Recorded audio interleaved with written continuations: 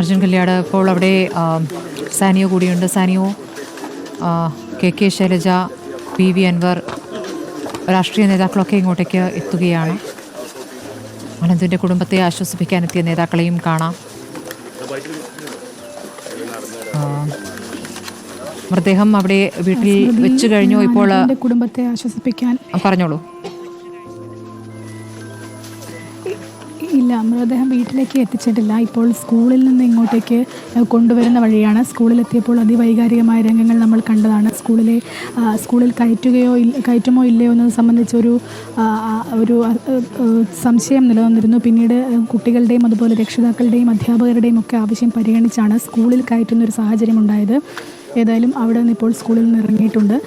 ഇങ്ങോട്ടേക്ക് വന്നു കഴിഞ്ഞാൽ അനന്തുവിൻ്റെ വീട്ടിന് സമീപത്ത് വണ്ടി ഇറങ്ങി കുറച്ച് ദൂരം നടക്കാനുണ്ട് എന്നുള്ളതാണ്. ആ ദൂരവും കഴിഞ്ഞ് വേണം വീട്ടിലേക്ക് എത്താൻ എന്നുള്ളതാണ് ഏറ്റവും പ്രധാനപ്പെട്ട കാര്യം.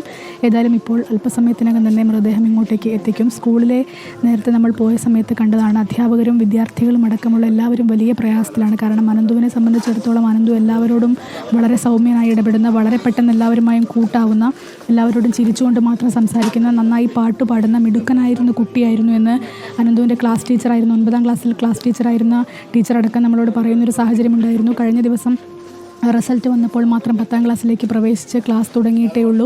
ക്ലാസ് തുടങ്ങി ഒരാഴ്ച കഴിയുന്നതിന് മുൻപാണ് ഇത്തരത്തിലുള്ളൊരു ദാരുണമായ സംഭവം നടക്കുന്നത് എന്നുള്ളതാണ്. വിദ്യാർത്ഥികളെല്ലാം സംസാരിക്കാൻ കഴിയാത്ത തരത്തിൽ വലിയ മാനസികമായ പ്രയാസം അനുഭവിക്കുന്നത് നമുക്ക് കാണാനാവുമായിരുന്നു.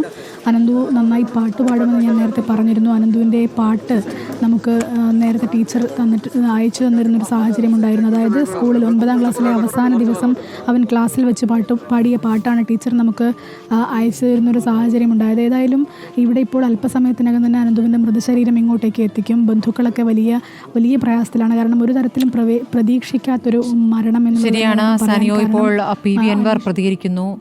നേതാക്കളുടെ പ്രതികരണങ്ങൾ ആവർത്തിച്ചു വരികയാണ്. അനന്തു എന്ന 15-കാരൻ. അല്ല, ഇതൊരു എന്താ പറയാ, നിരന്തരമായി നമ്മുടെ നാട്ടിൽ, കേരളത്തിൽ അങ്ങോളം ഇങ്ങോളം ഈ പശ്ചിമഘട്ടത്ത് നടന്നുകൊണ്ടിരിക്കുന്ന ദാരുണമായ സംഭവങ്ങളാണ്.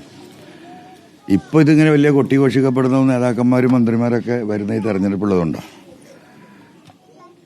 1000-ൽ പരം മനുഷ്യരിവിടെ മരിച്ചു വീണു.